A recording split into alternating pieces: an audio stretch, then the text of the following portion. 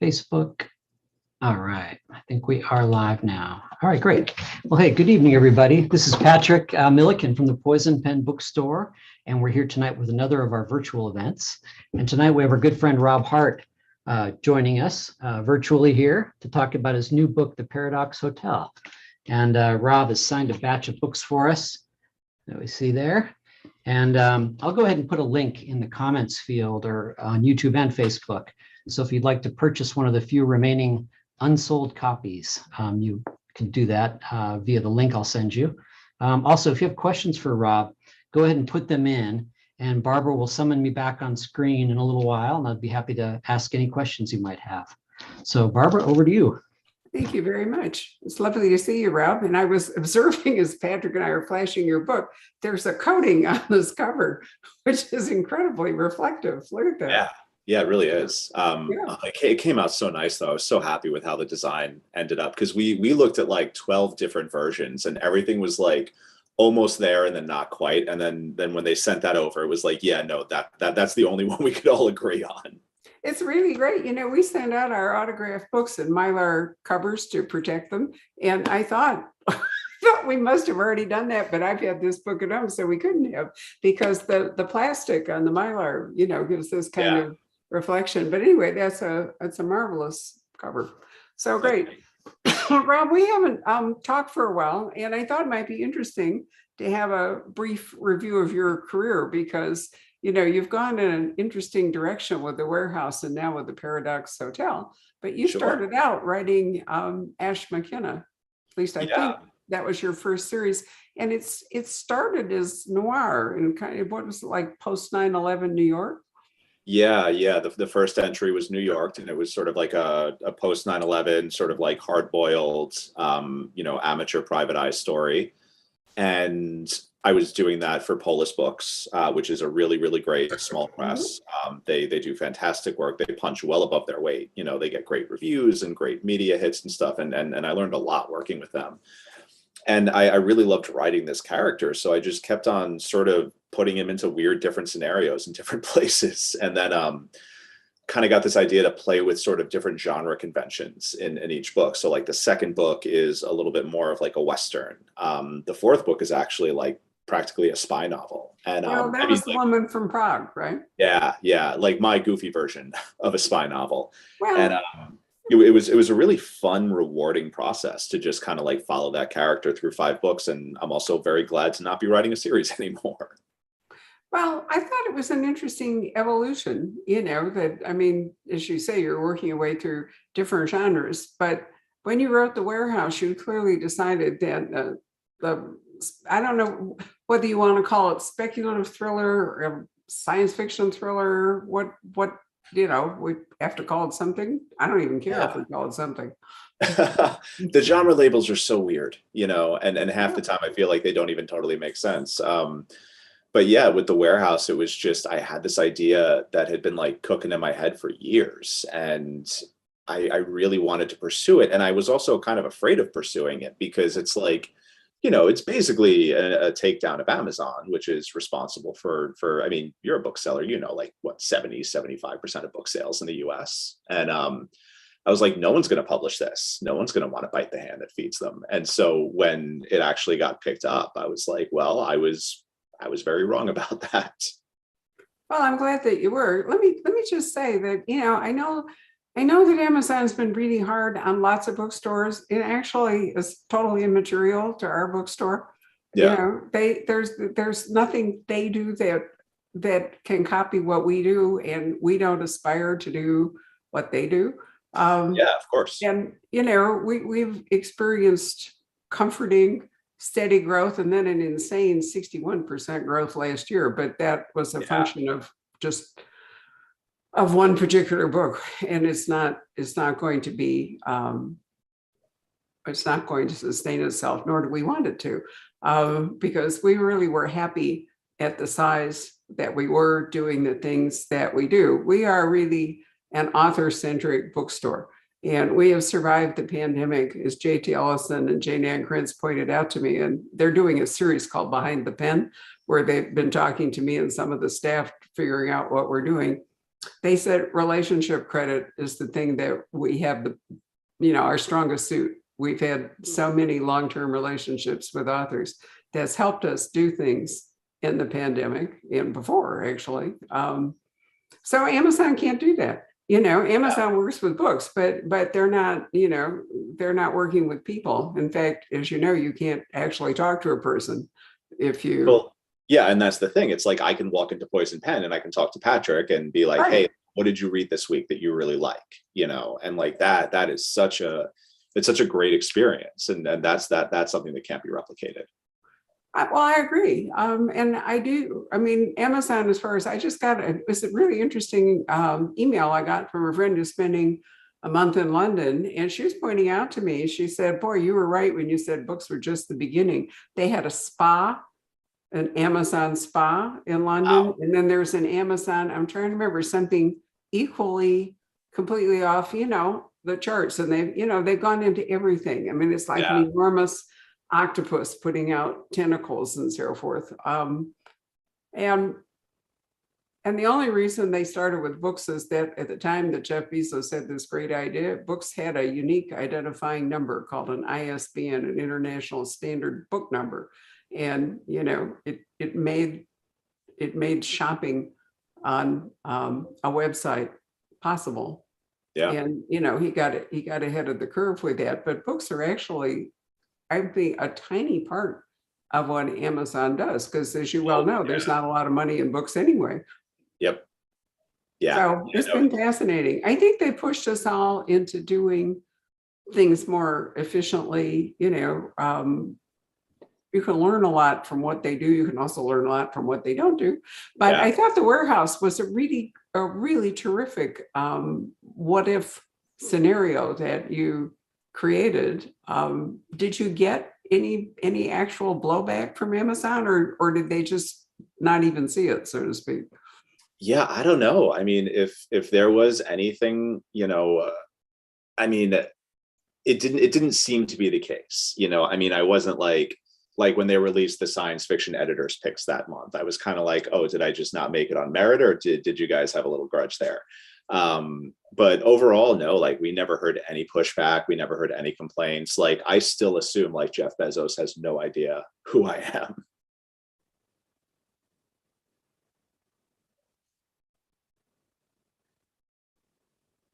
So no robot came and torched your house or anything like that? I'm sorry, you froze up. Did I disappear? Oh, yeah. There goes the internet. And no, I did. I'm sorry. The internet. I said so. No robot appeared and torched your house, right? Not that I'm aware of. I mean, they could be watching. Patrick, all I know. Well, I hope not. I hope this internet thing. I don't know why it's gone unstable again, but because it was working fine the other day. But you might want to just pay attention in case I freeze up again. No problem. I'm really sorry. So, Rob, the Paradox Hotel, I think, is a fascinating look at time travel, but you're still looking at taking, the privatization of a resource and, what billionaires can come in and do. I thought, why don't you set it up for us so people will know what I'm talking about? Sure. So the Paradox Hotel is a hotel for time travelers. And, basically in this reality, time travel has become a tourism industry for the super rich. And when you want to go take a flight to go see the first showing of Hamlet or visit the Library of Alexandria, you stay at the Paradox when you wait to leave. And at the Paradox, there's a house detective, January, who is now organizing this big summit where all of these billionaires are going to come in and bid on control of time travel technology, because the government is just kind of losing money and they want to sell it off. And, this is a very big, dangerous thing, because we all know billionaires will happily let the world burn if it means, adding a few cents to their stock portfolio. So trusting them with all of space and time is probably not a great idea. But then she finds a dead body. And the thing is she's the only one who could see it. So she's now trying to organize this whole thing and solve a murder that she's not even sure is really a murder. So everything kind of takes off from there. Wow, a cool locker room mystery. I can wing it along there, Patrick. Just pay attention in case something weird happens, will you? Okay, I have sure. no idea. The power has gone in and out here all day long. I don't know if it's the cold. We've had unusual cold. It actually snowed on Oh wow. Wednesday all around us in Scottsdale. So let's hope for the best. Um, so basically the Paradox Hotel, which is, it's not itself a time portal, but it's convenient, right, to the Yeah. station where all of this happens.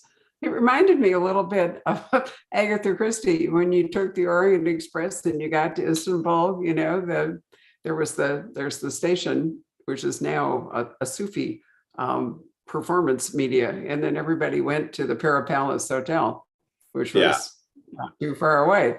And I thought, you know, this is kind of a similar deal where, you know, this would be the hotel, so to speak. But I would never claim to be an expert on Agatha Christie, but I really do love Murder on the Orient Express. And that was certainly something that was in the back of my head as I was writing this. well, I've actually done that whole thing. I have stayed in the Para Palace Hotel and walked down to the, you know, the train station and actually watched the Sufi in their white outfits. They do a dance routine and so forth. They're the Sufi mystics, which of Yeah. course was not the case when Christie was doing it. But I like the idea, because if you're doing a locker room mystery, and you know, in part this book is, and it's in a sense kind of a country house structure too, isn't it? I mean, it's the hotel actually functions a lot like an Agatha Christie country house murder. Yeah, it's really fun to kind of work within that limited setting. And I loved, you know, and outside of like there's a few like maybe flashback scenes that happen in other places, but just it's so much fun having everything happen in this one building. And it's such a fun challenge to kind of keep things interesting and keep things moving. I was having this conversation today. I actually had to draw a map of the paradox because like I spent so much time moving characters around in it. It's like I need to have a sense of space. Sure. Like I need to know, like, if January's in the lobby, what pathway does she take to the end of like the third floor hallway, and how long is that going to take? And you know, it's a really that's what is so fun about the outlining process for me, is like drawing the maps and sort of like plotting out the weird set pieces and stuff. January has an interesting problem, a health issue, so to speak, which I thought was fascinating. It took me a little while to understand it. So it's important to the book, and it's not a spoiler. So why don't you explain to us why she may be the only person who can see the body, and why she might be considered an unreliable witness or narrator, however you want to look at it. Sure. So January has this condition, it's called being unstuck. And she was basically a time cop for years and years and years. And so she spent a lot of time sort of traveling within the time stream. And over time, they find out that some people are very susceptible to like sort of time stream radiation. And it can mess with your perception of time.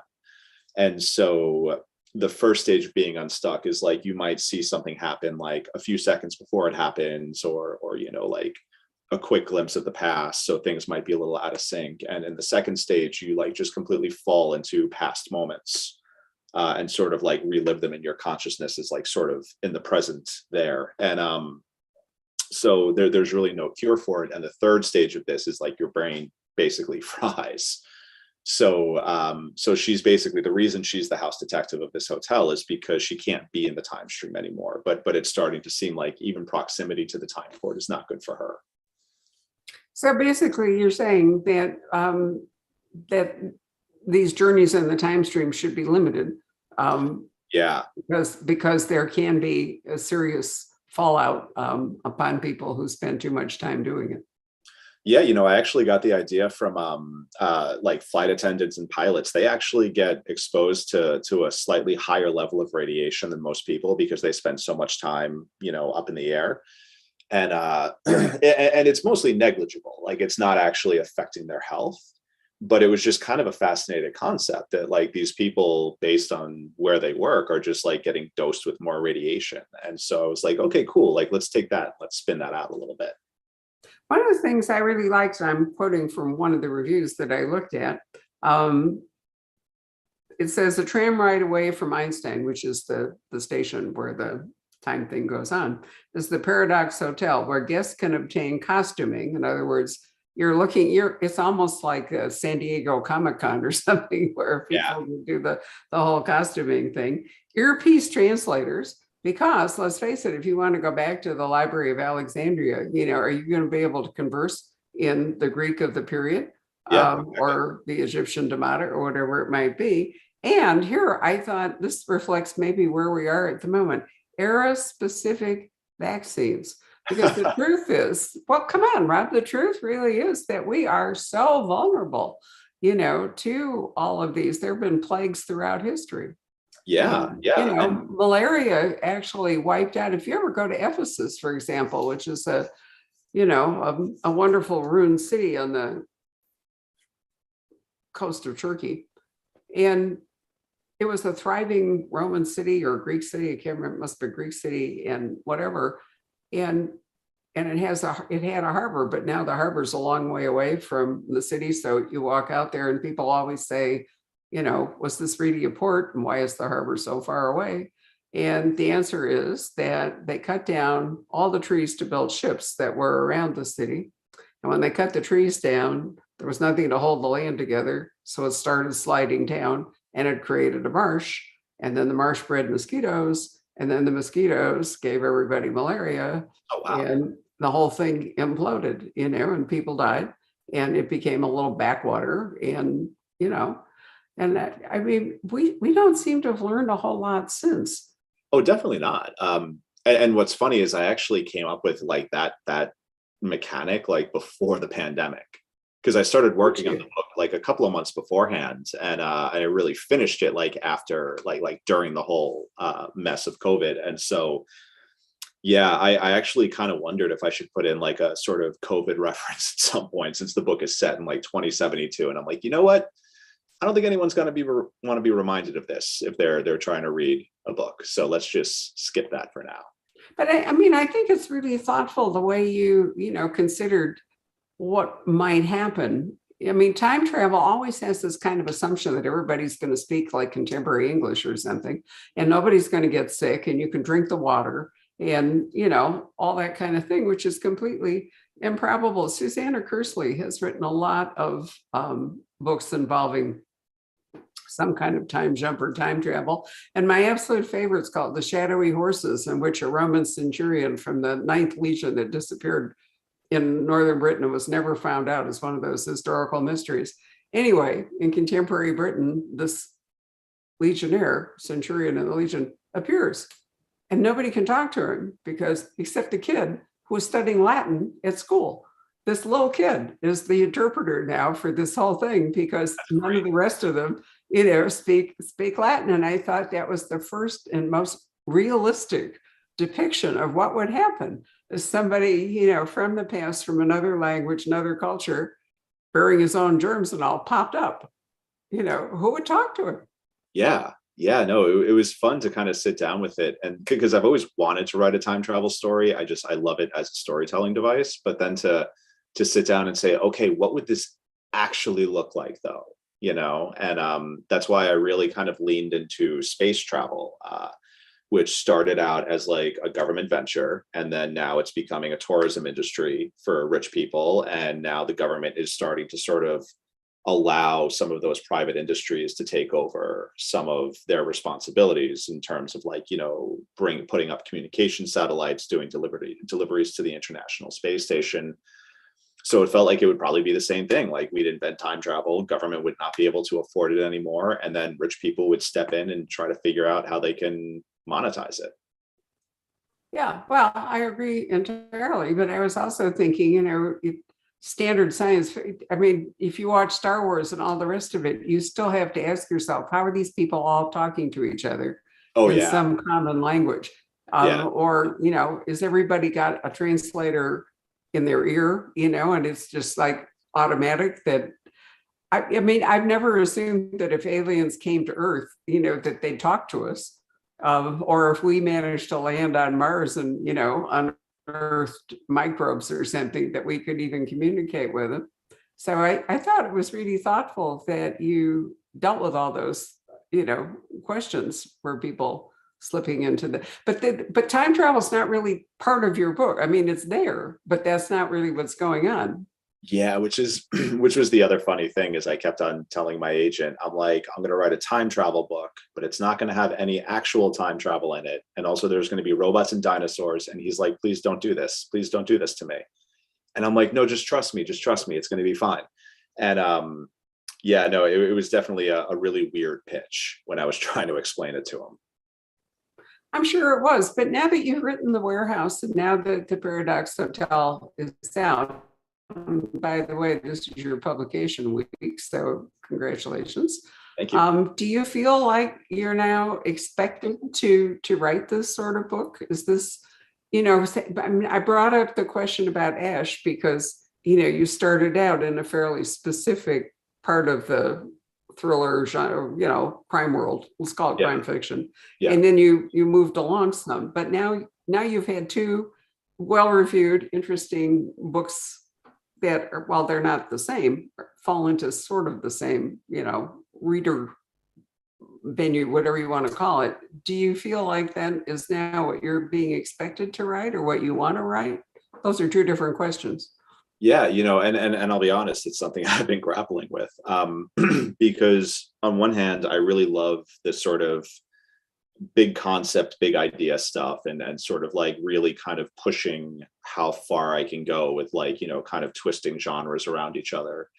But I also did fall into a bit of a hole after The Warehouse because I was like, okay, now I have to write another Warehouse. And I was writing what I thought was expected of me. And it was a very different book than Paradox. And it was a little bit more toward that like multiple POV sort of, classism stuff with like big blackouts that wipe out the power grids and all this stuff.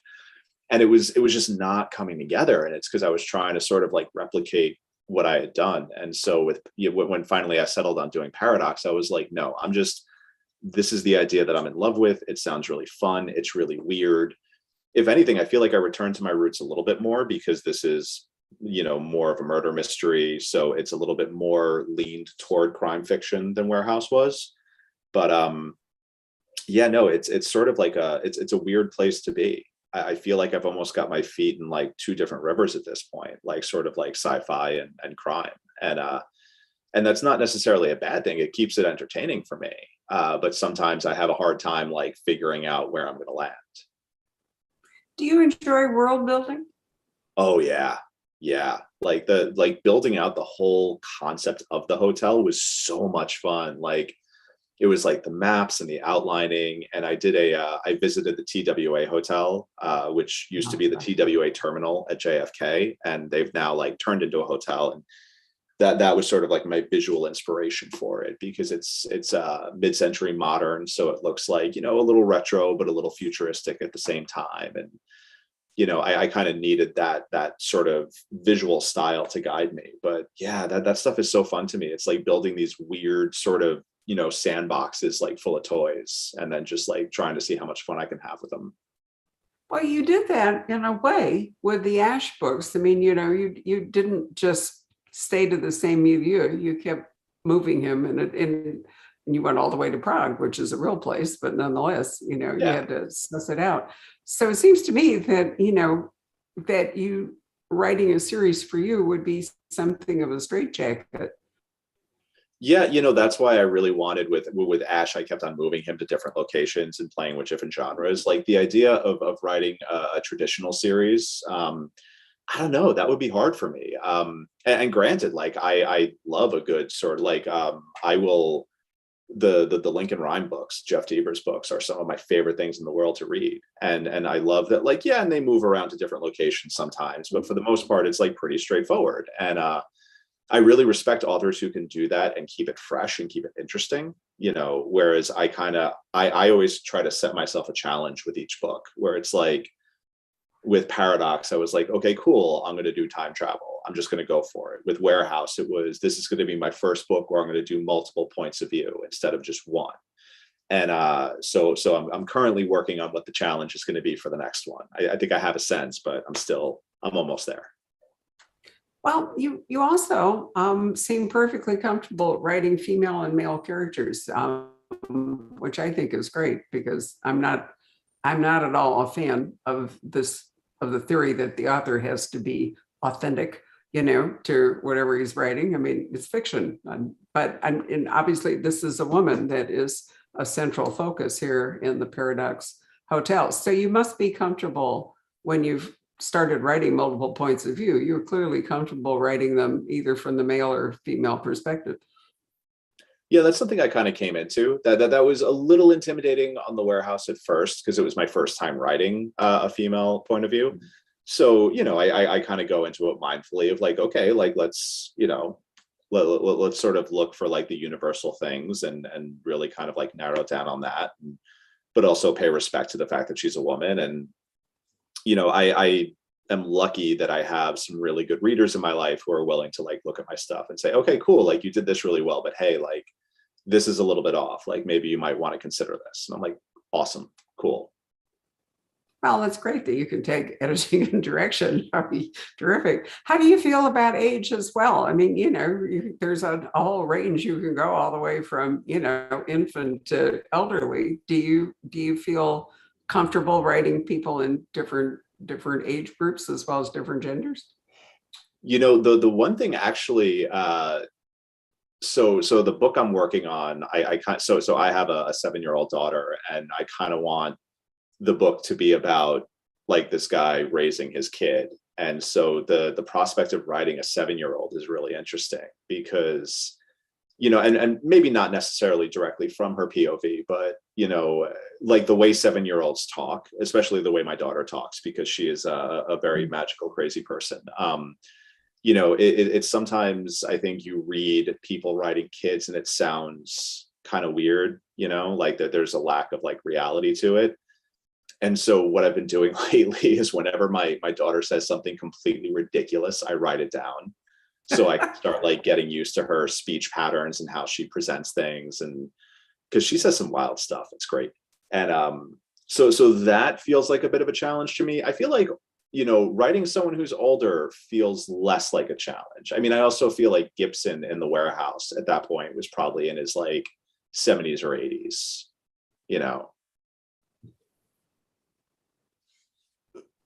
Did I freeze up again? No, you're there. Oh, good. I can't. It's really maddening. The weather here has been strange, and it's played a strange thing here with whatever goes on in my office.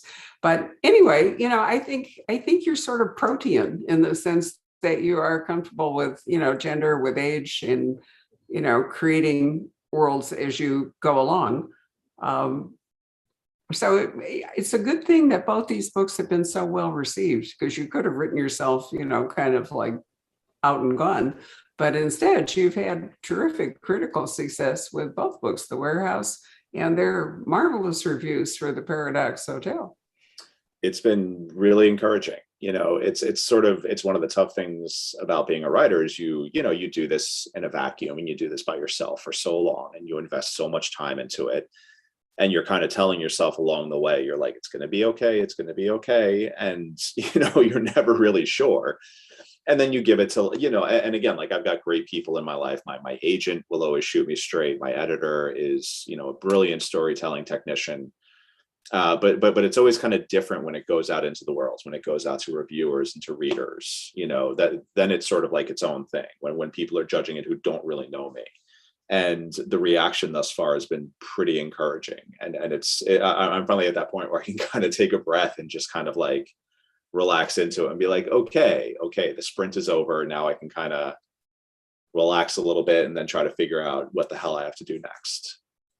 Well, there's some iconic authors who are protean also. Dean Koontz, with whom I've spent a lot of time in the last few years. And he wrote a book called Quicksilver that we discussed. We did a Zoom event in January, and it was just a magical book, and just as though he were 30 years old and fresh to the whole thing. I mean, and then Stephen King, who nobody has ever been able to put him in a box, so to speak.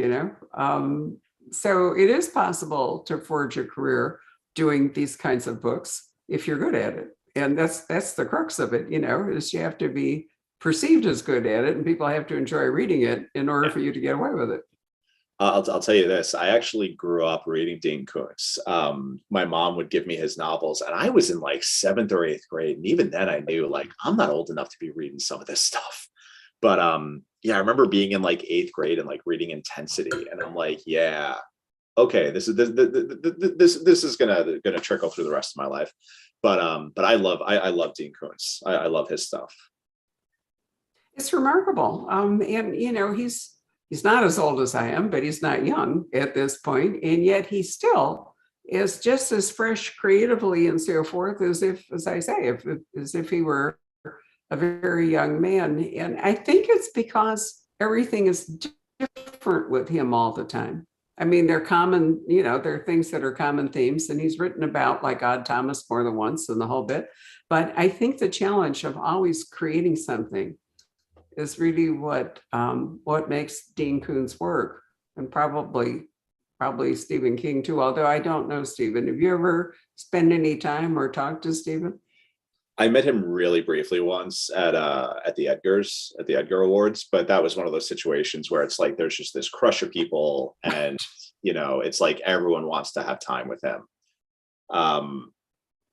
But yeah, I will say there was one day I was coming back from the gym, and this is after The Warehouse came out, and my buddy Jordan sends me a text, and he's like, "You have to get on Twitter right now." And I'm like, "Oh no, what did I do? What am I in trouble for now?" And Stephen King had picked up The Warehouse and read it and tweeted about it, and it was really gratifying because we didn't send it to him. Like, he must have seen it in a bookstore and been like, whatever, why not? So that was really kind of him to do, and then he agreed to let us use that tweet as like a blurb on the paperback cover. So that was a very, very pleasant out of nowhere surprise. He's a wonderfully supportive author. I'm always impressed by the wide range of his reading and how generous he is to other authors. But my guess would be that he sees in you, somebody to nurture. Because you're doing different things, a little bit daring, out of the box, whatever you want to call it. Well, that is not a bad place to be. No, not at all. Well, yeah. Since we can't ask you what you're working on, since it's somewhat unshaped at the moment, I'll ask the other normal question, which is, has there been any film or TV interest in The Warehouse or the Paradox Hotel? Oh yeah. So The Warehouse was optioned by Ron Howard, and I got to meet with the screenwriter for that. I know they've been through a couple of versions of the screenplay. My understanding is that there's some stuff happening, but I don't know like what I can and can't talk about. And I also I haven't spoken to them in a few months, but it's like anything in Hollywood, it just kind of like moves very slowly. As for Paradox, that got optioned for TV by Working Title. I've already read the pilot. They hired this guy who he wrote and directed this really, really great horror movie called Come Play, and it came out like 2 years ago. And they sent me the pilot script like a couple of weeks ago, and it just absolutely blew me away. It's so good. They were like, "Do you have any notes on this?" And I'm like, "Yes, my note is do more like this. This is very, very good." Like I literally had nothing to criticize.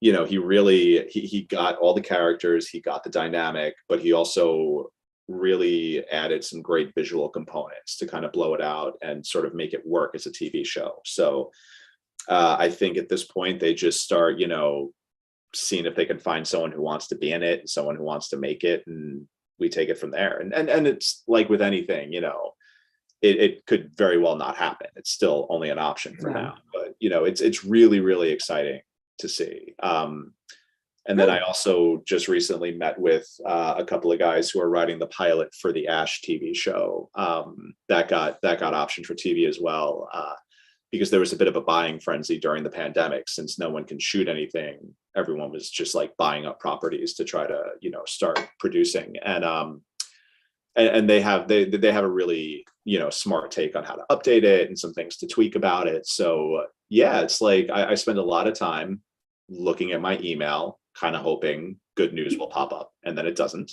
But that's okay. It's three irons in the fire, and I can't complain.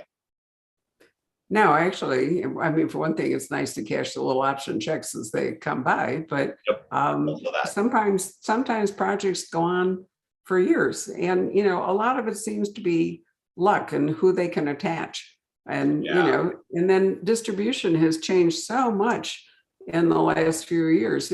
Questions about streaming services, cable, movies, etc. I was really interested to see that there's a new development where an old mall was here in Phoenix. And one of the amenities going into this new development, because they're trying to create it almost like a new little village or something, is a new Harkin cinema. And I thought, wow, that's a vote for the movies. Yeah.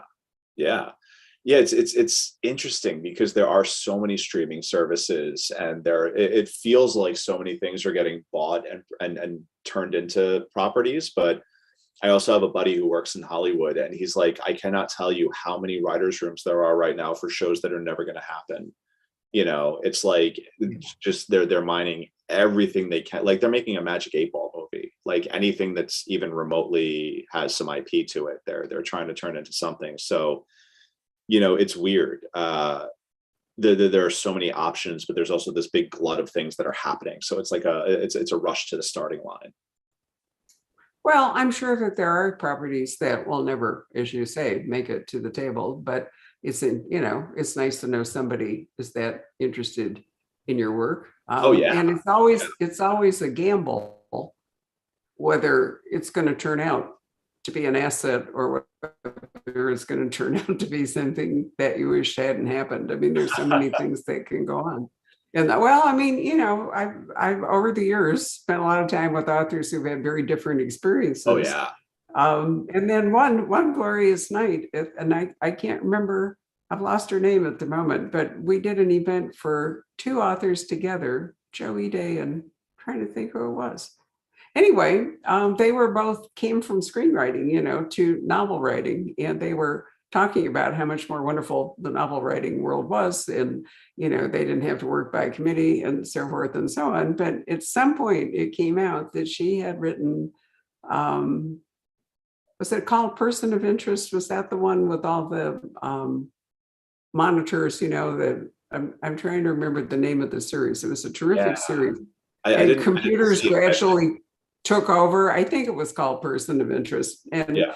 And towards the end, it was like a war between two competing, tech computer outfits or something, and assassins going on and all the rest of it. And she said to me, she had to write the death scene in the penultimate episode. And that was so freaked her out, and she got so much hate mail and all the rest of it that that writing for novels became an escape. So it can go either way. You can have a book that's turned into a bad movie, or you could be writing something visual, and that could go wrong. Yeah. I would love to write for TV at some point, and I do have. If Paradox goes forward as a TV show, I get to write an episode, and same thing with Ash. If that goes forward, I get to write an episode. I also have the option of being in the writer's room. If it's virtual, I like that. I would love to write for TV, but I don't want to move. I live in New York City. I don't want to move to LA for 3 or 4 months and be away from my daughter. So, if they did it virtually, sure, I'd be all in. But, otherwise I'm not moving to LA. But filming's going on all over the world. I mean, CJ Bucks, Calgary is Wyoming, when, Craig Johnson, Santa Fe was Wyoming. I mean, they're using, I've traveled to a lot of smaller countries and places that you wouldn't even imagine turn out to be great for movies. Either they have subsidies, or it's inexpensive to film there, or. Oh yeah. I mean, more like when they do the writer's room before they start filming. Like, okay. So that's mostly Hollywood. Yeah, and so like if there's a writer's room, usually it's in LA, and usually it's like a 3 to 4 month commitment. So yeah, it's just like I'd miss her too much. Well, maybe the Zoom technology will penetrate to the writer's room. Who knows? I mean, that's basically what it's turned into now. And so I kind of wonder if it's going to stay that way. Well, we'll find out. Yeah. So people are always interested, Rob, in the writing process. So I might as well just preempt this question because it always comes up. What's your day like? What's your writing day like? I don't have great routines. I tend to work in like large chunks. I try to schedule my writing time for, when my daughter's in school or when she's sleeping, so that, when I'm with her, I can sort of, really focus on being with her. And it's kind of like catch as catch can, like I also, if I don't feel like doing it, I don't try to force it. I once heard, well, I've heard it a couple of times. It's this idea that if you want to be a successful writer, you have to write every day. And I think that's not true, at least not for me. Like there are days I don't want to do it. And if I don't want to do it and I force myself to do it, then I'm just unhappy with the quality of the work. So I'd rather just wait until I really kind of feel that drive. So yeah, like my work schedule is basically like go to the gym, read a lot, watch a movie, and then maybe hopefully feel inspired to get some writing done. But then when I'm in it, I will sit down from like when I wake up till I go to sleep and just, crank out words until my fingers hurt. Are you fast? I used to be a journalist, so I'm very used to, I type very fast. I'm used to hitting deadlines. So yeah. Like when I think for my second novel, I wrote an entire third of it in 2 days. Okay. It was like 25,000 words in 2 days. Well, that takes stamina as well, but yeah, it sounds like when you're in the flow, it all just zooms out. Was that Larry Block who famously would go and lock himself into a hotel room for a month or something? I think it was Larry. Patrick, let's call Patrick back. I'm pretty sure it's Larry. Isn't it? Like a very Isn't Larry. that how he used to do his books? He would wind up, in some writer's retreat or hotel room or something where they shove food under the door and he would write like for 30 days solid. I remember that he would go to Ireland for some of the books. If I remember correctly, there was a place in Listowel that he would go, but I don't know if that was for all of the books. But I think you're right. I think he would go isolate himself for a chunk of time. Well, I mean, the truth is that writing is mostly about thinking. So if your brain is engaged and you're thinking about it and you don't lose that, then you can actually get the words down fairly fast once you've figured out what you want to say. Yeah, and I tend to outline really rigorously. I'll end up with like really, and I'll work on them for a while until I really feel good about them, because I kind of need to see the whole picture before I really sit down and start writing. And and I'll deviate and I'll change things as I go, because sometimes you got to feel it out. But for the most part, when I feel like when I sit down to write the book, I've got it pretty much in my head. It's just a matter of getting it out. Got it. Patrick, any questions that you would like to raise there? Absolutely. Let's see here. Okay. Kathleen, who's watching on Facebook, she says, Rob, where would you go in time? Yeah, see, I would love to go see an original Shakespeare on opening night. I feel like that would have to be a ton of fun. I really wish my answer could be Library of Alexandria, but I wouldn't be able to read anything, so, and the earpiece translator is only going to help for so much. I would love to see Johnny Cash in concert. Yeah, but there's an interesting point that I forgot to cover when we were talking about all the back and forth of time travel. And one of the things is that the person doing the time traveling can't alter what happens, or shouldn't alter what happens, because then you're going to alter history. And so how is that accomplished? Did you envision some sort of policing? I mean, just asking people to behave, we've learned during the pandemic, and masking and vaccinating and all is folly. So what is it that they do to prevent people from interfering? Yeah, well, I mean, that was January's entire job before she was working at the hotel, which is basically they've got these time enforcement agents who kind of go around and make sure that people are sticking to the rules, which is, it's basically just like, don't touch anything. And obviously people don't do that because, as we see early in the book, there's like a sort of fairly robust dinosaur smuggling market where people go back and try to like, hunt a T-Rex or bring back dinosaur eggs or something. So it's a lot of these agents running around trying to make sure things don't get too out of control. And, little changes here and there are okay. It's just like making like big, super crazy changes. Like if you were to go back and, invest in Betamax and then make it that like Betamax beat out VHS or something, like that would be really cataclysmic over time. So, yeah, that was one of the things that was really fun to play with, which was this concept of like sending people back, but like how to consider that, because just by like if I go back to like the first showing of Hamlet, I'm changing things just by being in the room, like because I wasn't there originally and now I'm there. So it's a subtle change, and yeah, time travel will twist you into knots. Yeah, I spent a lot of time just. Maybe you were there, Rob. You just don't know it yet. That's well, another thing. Something like the Ides of March. What if you decide to go to Rome to be a tourist on the 15th of March, whatever year Caesar was assassinated, and you were walking along and you saw these guys, and for some reason you knocked one of them over or you interfered or whatever, and Caesar wasn't assassinated. That would be a tremendous alteration. Yeah, which is why we should not be messing with time travel. Right. I mean, there's it sounds so romantic and interesting, but boy, there's a lot of things that you have to take into consideration. I think you put a terrific amount of thought into the complexities of time travel, what it would mean on either end of the spectrum. Thank you. I appreciate that. Yeah, I'm really intrigued about this I wanted to ask you about the whole notion of being unstuck. I have not had the pleasure of reading the book yet, but hearing you talk about it, it sounds really intriguing because there's a deeper kind of level to it. I mean, we all kind of live partly in the future, partly in the past, and there's a lot of room for some philosophical exploration there. Yeah,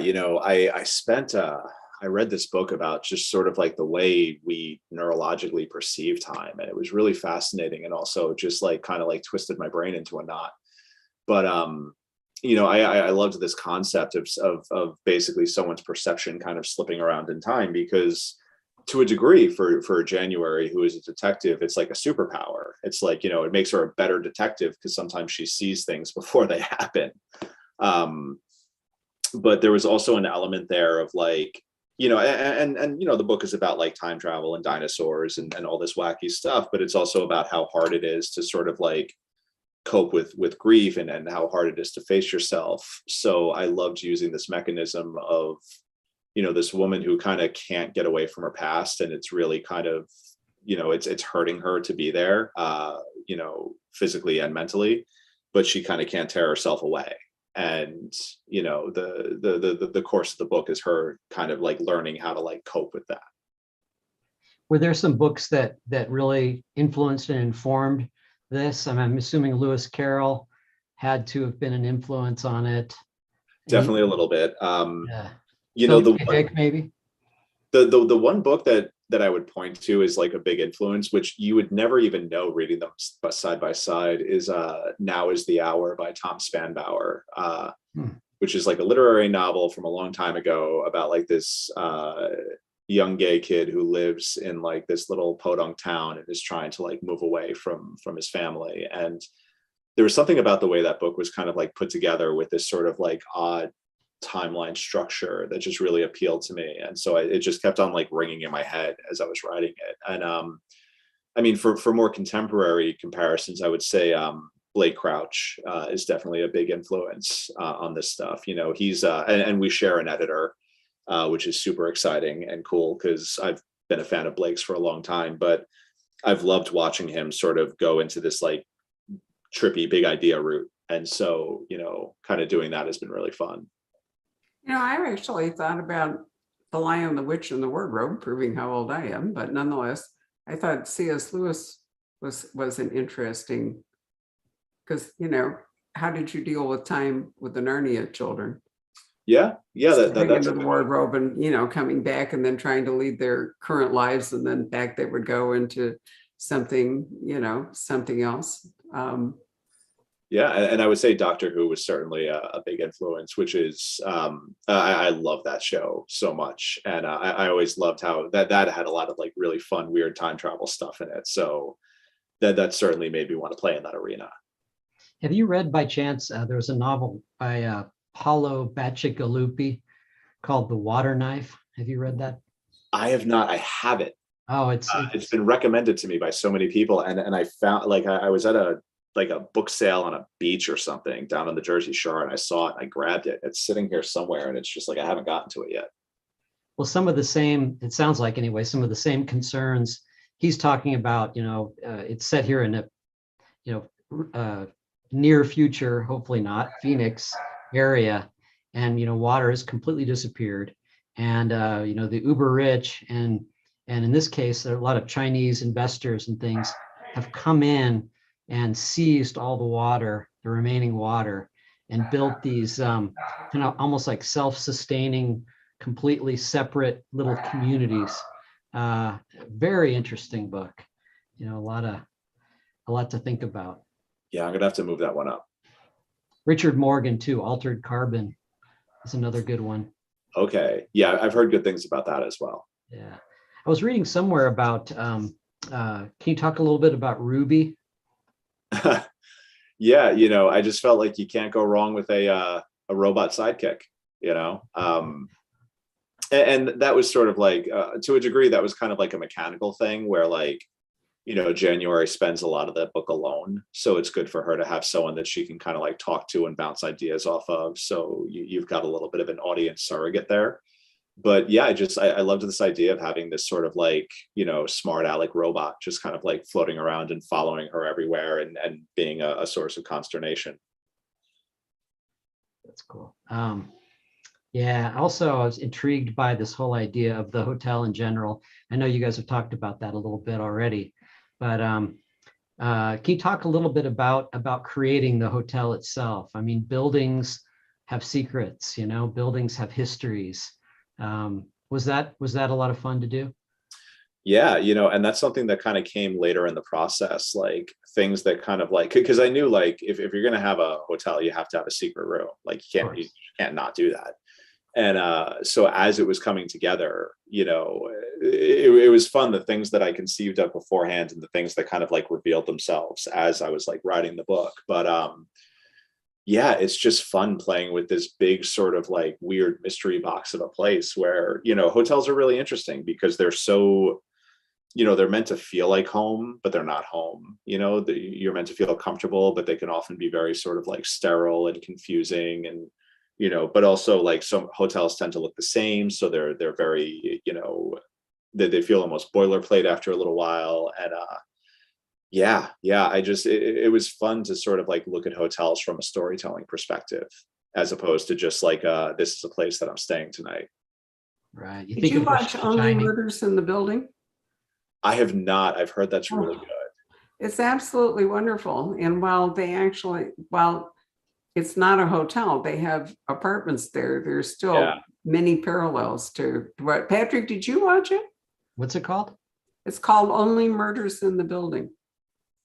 It sounds familiar, actually. It's absolutely terrific. Steve Martin conceived of it and wrote it, and it takes place in a building like the Dakota. It's actually a real apartment building in New York. I can't remember the name of it, but similar to the Dakota. This is real recent, isn't it? With yeah. No, I haven't seen it.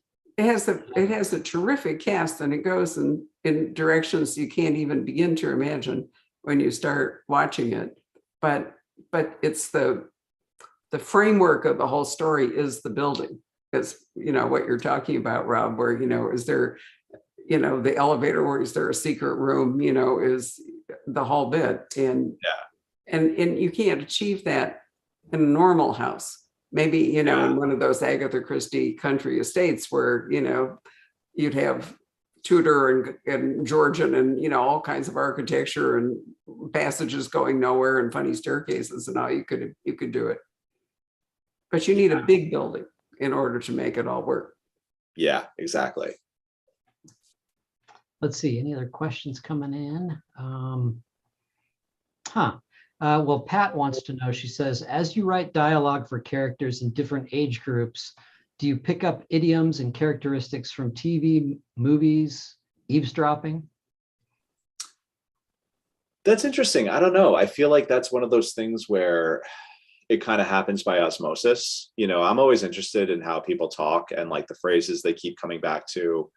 And I did say that like I've been writing down a lot of what my daughter says, but I don't do that for a lot of people.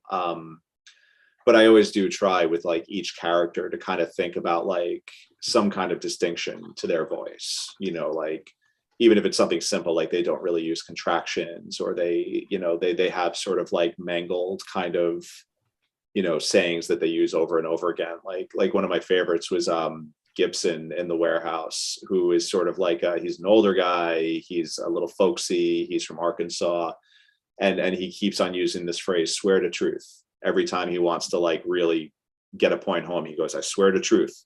And it's really fun when you kind of take something that sounds like kind of wrong but kind of right at the same time. And writing dialogue is so much fun. I have such a blast doing it. It's interesting how slang kind of develops too. I've noticed, when people say, what they're really saying is, I appreciate it, but they say, I appreciate you. That's a slang thing that I've noticed that's kind of slipped in recently. I appreciate you. Yeah, there's also, it's interesting too, the way people from different regions of the country, speak and describe things. Like I have the woman who is like my marketing lead at Penguin Random House. I went to the building to go like sign copies to go out to some people, and she was like, yeah, we're putting together these packages, and they're going to have the book, and they're going to have these cool hotel key cards, and we're going to throw in some cherry suckers. And I'm like, what? She meant lollipops, but she's from Georgia, and in Georgia they're suckers. So and stuff like that is always like just pings in my brain. I'm like, I'm gonna have to remember that. That's fun. I have a couple of questions coming in from YouTube. Mia, she says, well, what was the most challenging part of writing Paradox Hotel, and the most rewarding? And then her second question is, what are some of the pitfalls or traps of writing dialogue? That's interesting. Yeah. Okay. So I think that the hardest part really was just making the time travel stuff make sense, because you want it to, obviously it's a theoretical thing, it's a made up thing, but it still has to have some kind of logic for the reader. So it was a lot of trying to wrestle that down and get it to like really sort of agree with itself. And then the most rewarding thing about the book was like finishing it and being like, wow, this is not a complete and total mess, and feeling okay about it. And just feeling like I kind of hit that emotional note that I was going for at the end. And it was the pitfalls and challenges of dialogue. Yeah. Pitfalls or traps of writing dialogue. I think, I guess as an editor, I would say, the pitfall I see people fall into most often is either conveying too much information with dialogue and like turning it into like an opportunity to just like info dump on the reader, and like understanding when you got to pull back a little bit, and also just like making it sound natural and flow, which is why I always read all my dialogue out loud as I'm editing, because something might look a certain way on the page and it might sound okay, and then you say it out loud and you realize like, oh no, people don't talk like that, like the cadence is wrong, or just the structure of the sentence is weird. So it's a really important part of the process, I think, is just kind of like reading it so you can hear it. And you have to be extremely careful that they don't all sound like each other. I mean, they have to have distinct voices. The overall voice is yours, Rob, the author, but within that, the characters have to have distinctive voices. Just like you can't name them with similar names, because then the reader will get totally lost. If we have James and Jimmy and John and Joe, as a group of boys, it's too hard for the reader to keep all that separate. Yeah, exactly. So, those are things that, in theory, your editor, if not you, would be paying attention to. Yeah. Were there ever points in this book where you felt yourself writing yourself into a little corner that you had to back out of and reorient yourself? Not necessarily, but again, that's because I go into it with such an in-depth outline that I basically know the direction that I'm going. I mean, there was certainly a few little subplots or a few little different things that I, got down on the page and I realized like, oh, this doesn't really work. This has to come out now. But none of it was like, it wasn't major surgery. It was more just like, okay, cool. Like I could remove this, shift a few things around, and now everything is fine. Well, that's good. I mean, I think for what you're doing, the outlining process probably is an essential tool. Yeah. Yeah. I really admire people who can write without an outline. It must be amazing. I have no idea what that must look like. Did you actually write out, jot down some of the rules for your time travel? You mentioned several of them already, but, I'm assuming someone can't go back in time and get killed. Yeah, I actually had like a rule set at one point that was in the book. And then, one of the things my editor wanted to do was sort of like, simplify things and not overcomplicate things. And he was certainly right. But there was like this big list of rules of like, no social media posts, no gambling in the sense of like, getting old, placing bets on like stuff you already know is going to win. And I just kind of narrowed it down to just this one golden rule of basically like, look, don't touch. Like that's basically the overall rule of time travel. Makes sense. I can't wait to read it. It sounds fantastic. It really is, Patrick. And we haven't mentioned in all of this that Rob is a very elegant writer. It makes a big difference that the quality of the prose is up to the quality of the concept. So I thought you did all of that extremely well, Rob. I appreciate that very much. Thank you. You are entirely welcome. Thank you for spending an hour with us. And I want to thank all of you who've taken out an hour on your Friday night, starting your weekend, to spend time with Rob. I'd like to encourage you to buy one of our autographed copies, since Rob went to some trouble to do that back at his home. Did your daughter flap the books for you the way you said? She did. I was actually, it was funny. I was really stressed out. There was just so much going on, and we were coming up in the elevator, and she's like, "Are you okay?" I'm like, "I'm really stressed out." She's like, "Can I help?" And I was like, okay. I was like, "You can help me sign the books." And she's like, "Am I going to sign them?" And I'm like, "No." But in retrospect, I kind of wish I had let her. I was just going to say, why didn't you ask me that? I mean, I would have loved it if she signed the book too. That would have been absolutely fabulous. Well, next time. Yeah. Yep. Anyway, thanks very much, Rob, for your time and for the effort. And thanks to